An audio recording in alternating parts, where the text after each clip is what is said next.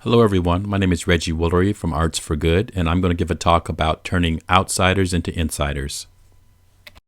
I thought that Michael Perry's talk was really excellent in terms of how it told you how to collect emails, how to really be successful at Give Big and raising money. While Michael's might seem like a horizontal approach, mine is a vertical approach. Mine is looking at things you might want to establish within your organization long term in order to get the most out of social platforms, out of fundraising, using mobile, social media, things like that. Again, another thing about Michael's presentation is that he was talking about a community in Big Bear, which was geographically set. Everyone was very close together. Everyone knew each other. And a lot of us don't actually have that type of geographic community. We're actually relying on either a virtual community, or we're relying on our mailing list and friends of staff. So we need to be able to build community, a sense of community. So first slide, I want to just review what the process that we all go through when we do major gift fundraising. We identify prospects, find people who might be interested in our organization and our cause. We cultivate them through sending messages, inviting them to events, talking to them about our programs, inviting them to get involved. We then at some point ask for support. I would like to say that we don't ask for support all year long. We really want to be givers through most of the year. And then at that point where we are ready to do the ask, then we ask for support. So after I've donated, then, I want to be thanked. So we want to thank our donors again and again and again. So that's really the process that all of us go through. But I want to talk about three things in particular that relate to organizations, building our capacity. And the first one is participation, thinking about our business model. The second is our resource strategy, how we raise money using mobile platforms. And then the third, which is more my area, it's about communications and branding a program. So I have a quote here. It says, "In order to run a successful nonprofit, you need a compelling cause. But let's face it, some causes, like some products, are simply more compelling than others. Just because you are passionate about a certain issue, ideology, or identity doesn't mean people will pay for it and work with you to realize your vision. If you want donors and volunteers to jump out of bed in the morning to help you, you have to have a compelling cause." All right. I think we all understand that. We need to have a compelling cause, not just a program that we offer. But first, I just want to do a little quiz with everyone here. Okay. Thinking about your business model. Okay. Participation. If you could choose, which would benefit you more, your program more?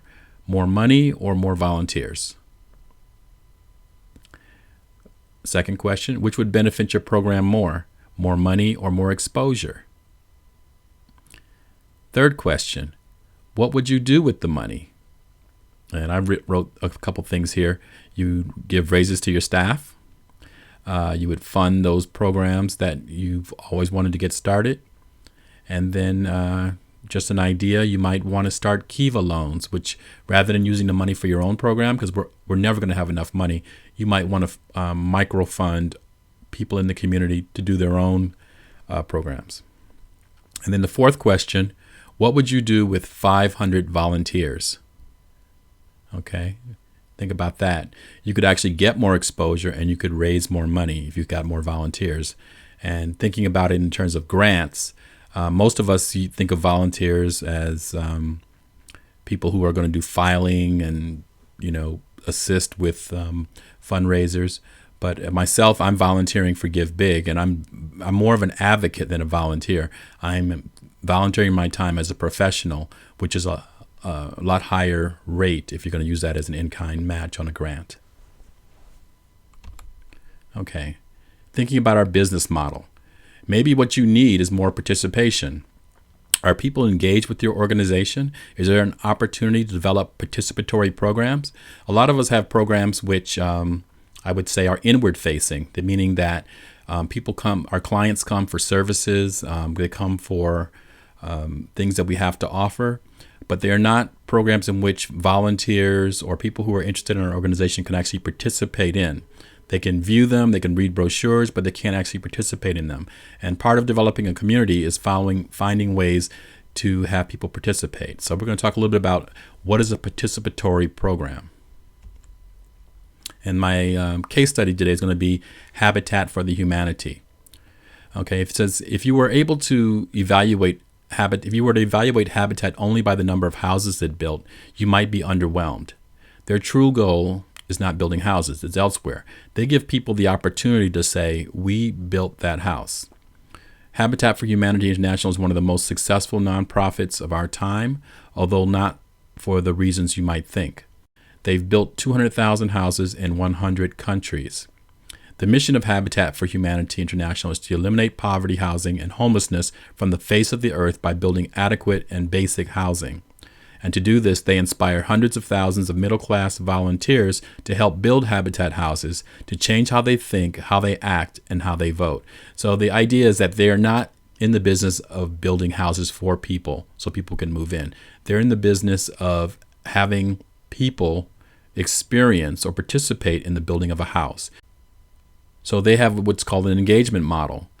Volunteers build houses alongside sweat equity by the homeowner, and it's a very hands-on approach, and it has very concrete results. They actively mobilize the public for greater social change. They don't do all the work as staff. They mobilize the public to do the work. Individuals receive something in return, meaning the volunteers. They become connected, they're inspired, and they're actually transformed in the process of working for a cause. And here's a quote. It's not that they don't ask donors to attend dinners and ask volunteers to help with mailings as everyone else does, but they transcend these more mundane tactics and create opportunities for people to actively participate and to experience what the nonprofit does. They make it an organizational priority to carefully craft a strategy for engagement and deliberately committing the time and resources to create meaningful relationships. All right, they're in the business of creating relationships. So here's their 4 steps of their engagement strategy. Number 1, you communicate your values, meaning share your mission, your vision, and values, not through marketing, but through messaging and storytelling. They provide meaningful experiences. They create interactive, sensory consumer experiences with your product or service. Now, all of our programs obviously can't be interactive, participatory. We have HIPAA laws that we have to follow with privacy, but we can find one program in which people can actually get involved in. So this is what we're talking about, creative, interactive, sensory consumer experiences. They also enlist high-profile evangelists. Jimmy Carter is actively involved with Habitat for Humanity, and obviously when he talks about it, it takes the organization to the next level. An evangelist will attract attention, create legitimacy, and serve as a powerful role model. They also develop a community. They build a community through social networks which are committed to the organization. These later can be leveraged for even greater good, whether that be advocacy or a special campaign to raise money. Once you have a community, as I talked about, you have something built in and don't have to recreate the wheel every campaign. Habitat has not chosen the easiest way to build houses, says Eric Duell, an international partner. The easiest way is like the construction companies do it, with paid skilled labor and lots of it. Habitat does not work this way because the ultimate goal is not the house, but to transform the people who participate in the building of that house, the families who will live in that house, and the society they are a part of. Our second area is thinking about our resource strategy or financials. And particularly when we talk about Give Big, we're talking about a platform which allows us to use our mobile phone. A lot of people are now using their phones for all kinds of activity, and particularly for fundraising. And when we talk about the millennial generation, some people don't even have credit cards, but they have mobile phones. So we want to be able to think about who we can reach out to during this campaign. So we reach out to donors because a lot of the grants we have for our programs may be restricted. So we don't have the flexibility to use them for general operating expenses. Give Big is a great opportunity to cultivate younger, mobile-friendly donors, also regional, national, and international support. I believe last year Give Big had donations from 20 different countries, meaning that my brother in Germany could also donate. So we don't have to think about a very fixed kind of community.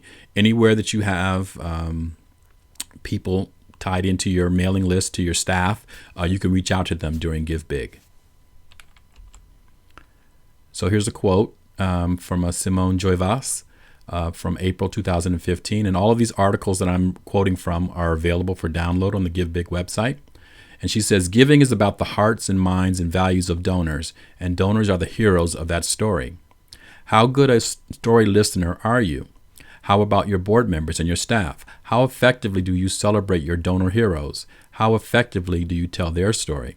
So in this case, she's saying that, of course, the staff are heroes, and of course, we want to celebrate the executive director and the leadership.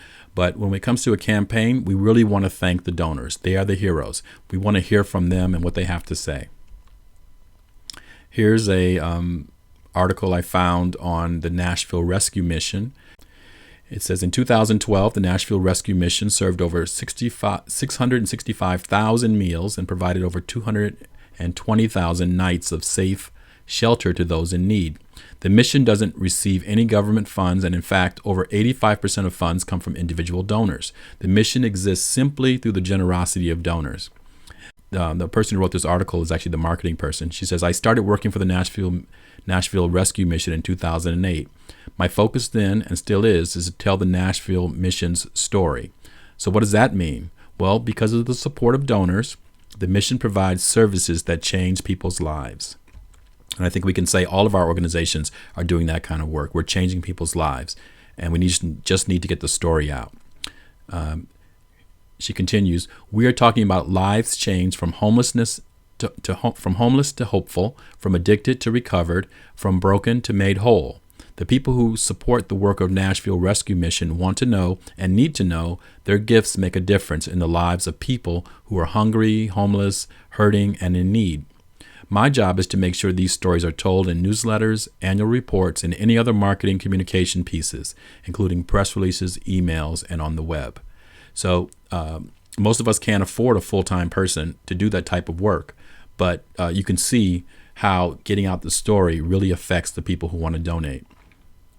I've included a slide from their website.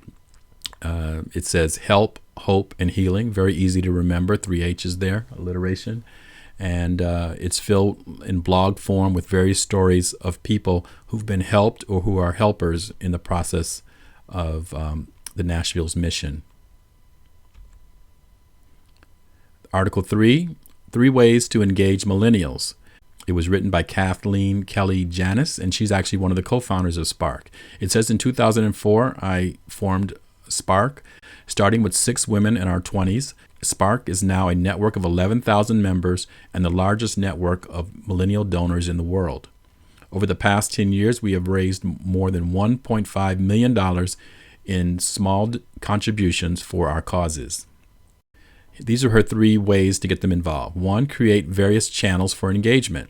Millennials want to see a variety of ways to get involved in an organization. The answers run the gamut from donating $10 to running a committee.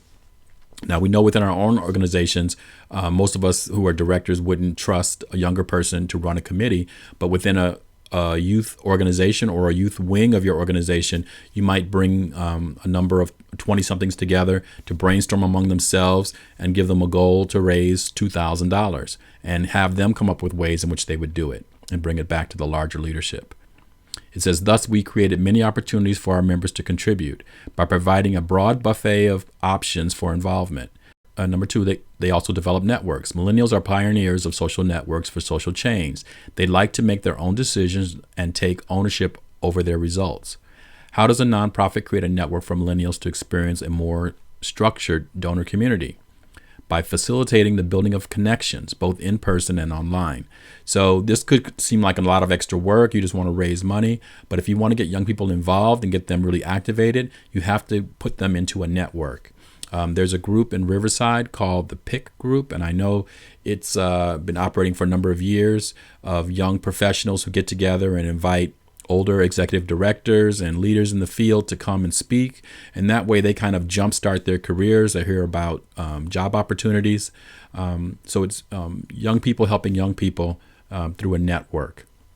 These in-person interactions allow our members to feel like they are part of a cause that is bigger than themselves, a key millennial desire.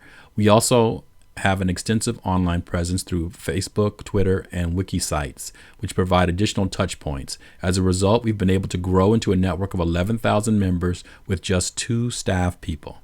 That's awesome. And the third way to get them involved is talk about multiple social issues. Millennials tend to be concerned about many social issues. When surveyed, young adults between the ages of 20 and 28 cited 8 different issues they cared about the most. This is in part because they perceive that the underlying causes of social problems are complex and that many problems are intertwined. It's therefore crucial for nonprofits to address multiple issues that are interconnected. I mean, of course, we understand even if we're doing food programs, we understand that relates to issues of poverty. We know that this could relate to issues of homelessness, and these issues are intertwined. But a lot of times our programs are set along one axis. So this is just expressing the millennial desire to work on multiple types of issues. And this last article is coming from the Chronicle of Philanthropy. It's a case study of a group called Share Our Strength, and the article is entitled Reaping Big Rewards by Doing the Unexpected. Quote, "What has always been most expected of us is helping to feed hungry kids. That's our highest priority. But scaling up our efforts, meaning if we want to grow our programs, I mean, it's different if we just want to keep our programs the same size, but if you actually want to scale them up and have real impact, if you want to reach as many of those hungry children as possible, that's going to require doing what was least expected of us. Investing funds in building the brand of our No Kid Hungry campaign. Precisely the kinds of expenditures in marketing, communications, and promotions that give donors pause and may mean feeding fewer people in the short term." I know none of us could imagine that we would scale back any of our programs that are so vital to our community in order to build a kind of a communications brand. But that's exactly what this company did. But what we learned, it says, is that a better known, better trusted brand attracts more supporters and yields record levels of funding support and thus greater impact. In 2008, when our strategy shifted from grant making to helping coordinate and support a campaign to end childhood hunger, we needed a more accessible way of describing our new approach. Our board of directors understood that like most enterprises, whether profit or nonprofit, brand building was not our expertise. They urged us to spend money we did not have to hire a branding and communications firm. While that seemed counter to a more conservative approach one might expect from a traditional board, our board of business people believed if you have a story to tell, a story that could help more children, you'd had an almost moral obligation to tell it. Okay, I think most of us would agree with that. The firm we hired, SS&K, helped us to see the power in the clarity and simplicity of the words "No Kid Hungry." Now I'm going to ask you, I'm going to give you 2 names, Share Our Strength or No Kid Hungry. Which one would you want to give money to? Okay, No Kid Hungry is very clear what it says, where Share Our Strength is it's a good name, but it's like it doesn't really tell you, doesn't give you all the information. So if you're creating a campaign, you want to be very clear to people what you're trying to do. And in fact, you do want to have some kind of wording that basically puts you out of business. Their goal is that no kid is ever hungry again. And if no kid is ever hungry, we don't need that nonprofit anymore. So a lot of us, obviously a nonprofit wants to keep getting funded, to keep growing and getting bigger. But in terms from the donor's point of view, they want to know that this problem can possibly be eradicated. So it's very clear in the messaging that this is possible. No Kid Hungry said what we were about and what we aspired to achieve. We put those words on everything we did, everywhere we could. Handbags, backpacks, pencil holders, everything. They just branded it everywhere.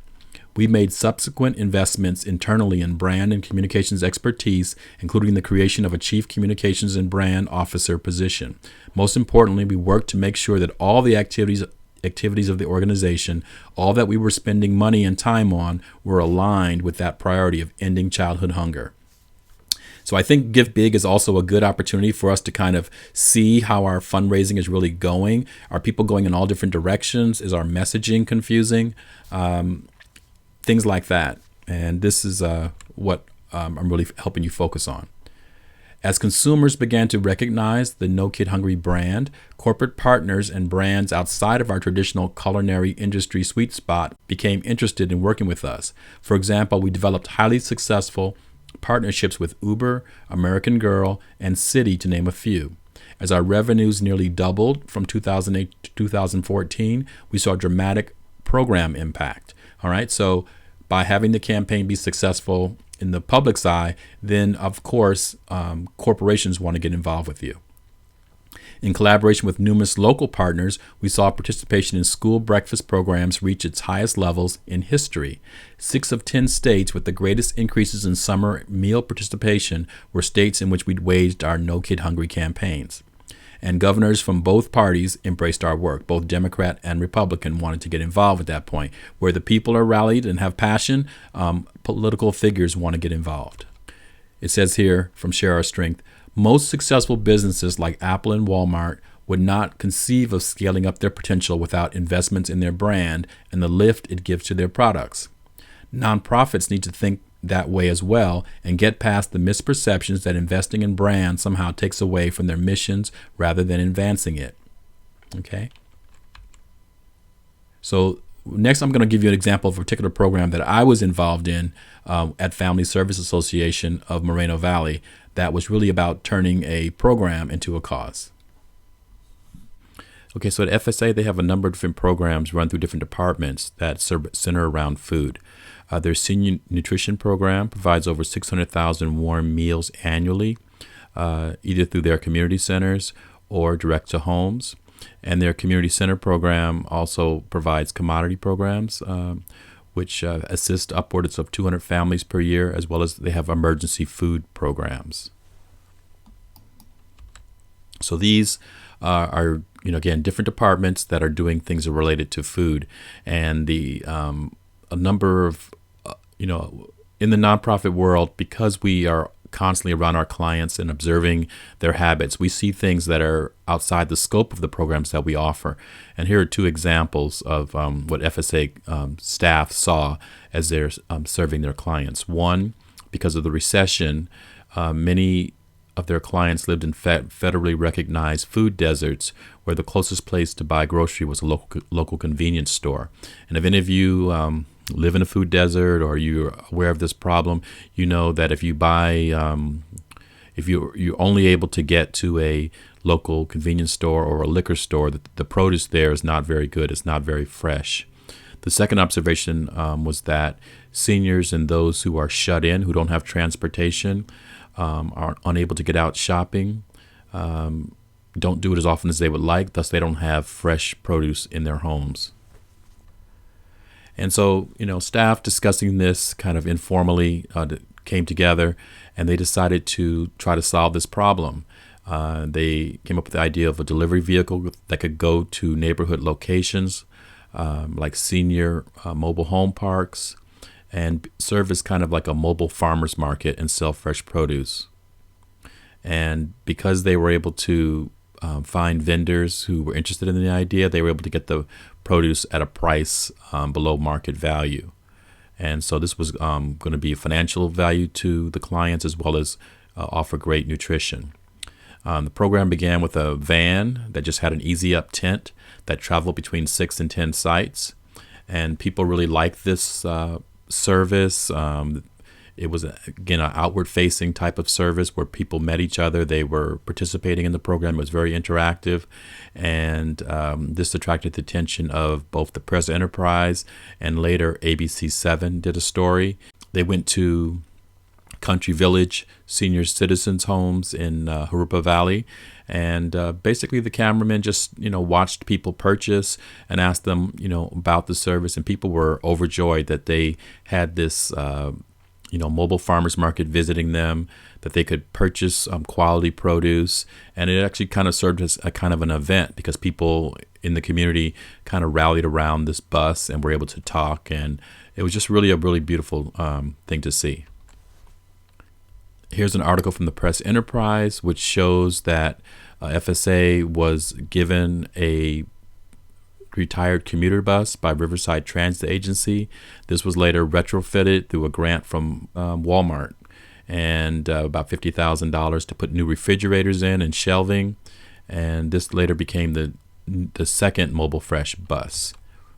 And this was actually one of my first projects that I worked on as a communications person there and graphic designer. As you can see, this is a very colorful bus wrap. that kind of visually markets the whole idea of providing healthy lifestyles. So it wasn't, we easily could have just put the name FSA on the side of the bus. But this was something that, again, you want to have this driving down the middle of the street and showing that this program is available. Here's another example. We began to brand the Mobile Fresh idea with a new logo. We had menus that we could put out on Facebook. We redesigned our website to put pictures up, as well as the articles and links to videos. This was a great program in which to represent the organization. Here it is, some more menus and the idea of like a shopping bag, mobile fresh convenience. It was a very easy program to brainstorm around. We began traveling Mobile Fresh to conferences that talked about social innovation, and we were later awarded a grant from the USDA. So whenever we were awarded a grant, we wanted to create a post or a kind of cause message and put the logo of the organization and share that on Facebook so that the organization would see it, that we were acknowledging them, as well as the public. So the initial grants, as I mentioned before, they were in small amounts from Kaiser Permanente, Cal Freshworks, $50,000 from Walmart. And as we began to, gain press coverage and get more experience with adding new locations, the grants got bigger as well. Okay, in June of the first year, a grant application went out to NBC Universal. Their foundation awards innovation grants to nonprofits working in their 10 urban markets, which include New York, Los Angeles, Nashville, Chicago, Philadelphia. And even though we were in the IE and very unrecognized, I knew that Mobile Fresh was a very special program, and we were all trying to raise money. So this wasn't a grant that I alone authored, but it was put in June. And in December of 2014, we were notified that FSA had received a $100,000 award from NBC Universal for the Los Angeles markets, which is really great, both for the money, but also to be recognized as a nonprofit in a secondary region that was doing social innovation. I mean, I think the thing that I really love about being from Detroit and also being from this Riverside, San Bernardino area is I'm aware of how Detroit has taken possession of its recovery story. And here in San Bernardino, we have so many issues with our communities that nonprofits are working with and solving, that taking control of that and providing innovative solutions and letting the public know about it is something that I think is very important. So here's a photo of the FSA staff with the $100,000 check from NBC Universal. And we were all very excited about it. There's the bus. I was very happy to be a part of that project. Again, interactive, outward-facing, participatory. And here's just a couple of the examples of how you might do it through graphics, visualizing your impact. We even talked about having an annual report on a postcard. So colorful statistics, just showing the impact rather than a lot of wording about what you did throughout the year. Here's a paste from Twitter that I took out about the hashtag is why I give. So it's a campaign. You can borrow that hashtag if you would like during Give Big, and you can just read the various posts that people make about why they donate to causes. And here is just a cause message from the UC system. They're beginning to work toward a carbon neutral campus. Again, they have 10 campuses. They have 10 years to work on this goal, and they want people to know about it, and they want to share it on Facebook. So they produced just a small piece of art, a small graphic, which any of us could produce if we have somebody on our staff or an intern, a media person. And if you're going to be on mobile, if you're going to be on social media, you need to begin to produce these types of messages. And this here is Facebook analytics. If you have a company account, you have access to analytics about the posts that you make, how many people actually see it, how much engagement there was.